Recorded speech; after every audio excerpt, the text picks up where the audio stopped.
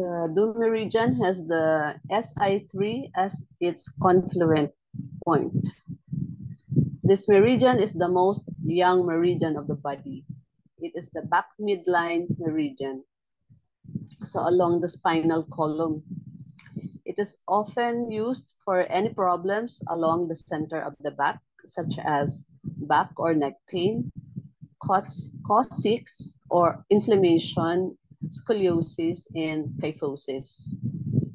The posture of the back is determined by the young in the Du meridian.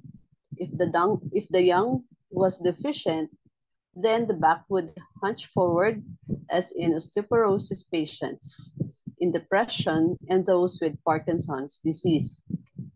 This would cause pain in the back and problems of the internal organs in this region, as they are squashed into a smaller space.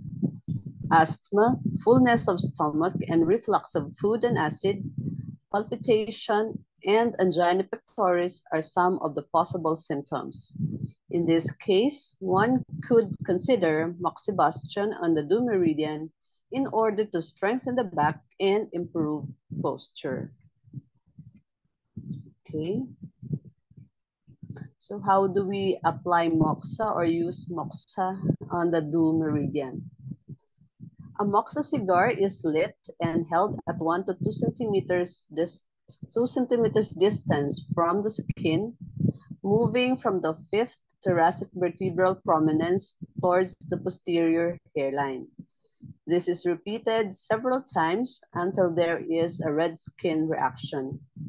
This is an effective treatment for both the pain and the interior organ symptoms, and can be considered in osteoporosis patients for prevention of kyphosis. It would be also good for treating patients with back pain when bending forward, and the area of the Du moxa could be moved according to the area of pain in the back.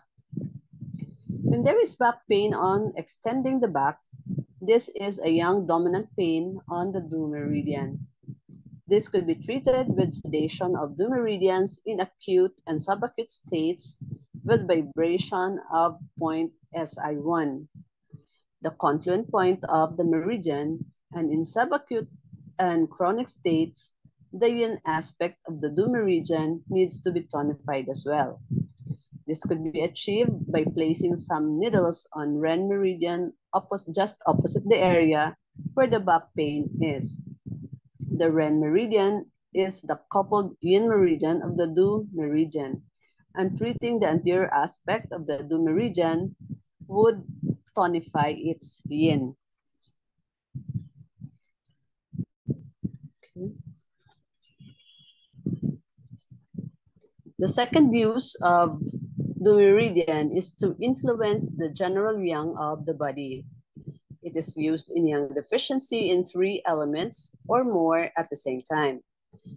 To tonify the Du meridian would be a simpler way to improve the general yang of the body, with fewer points but greater effect. In order to tonify the Du meridian, it is necessary to use the confluent point of the meridian, which is SI3, and some points of the Du channel itself. This is because point SI3 is also the tonification point of the small intestine meridian, and we need to give a clear message to the body that this time it is the Du meridian we wish to tonify.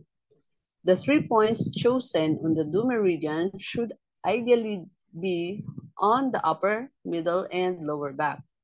For example, Du 4, Du 11, and Du 14.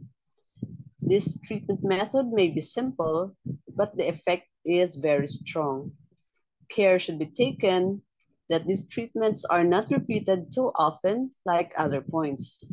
After using the initial points 3 or 4 times, it may be better to stop tonifying the meridian and go on to tonify the weakest yang meridian. Sedation of the meridian can be used to sedate the yang excess in 3 or more elements. This is done by sedating points SI3 only, without the use of other points on the meridian. This is a very quick and efficient method to sedate extreme yang states such as mania, hyperactivity, heat, or urticaria.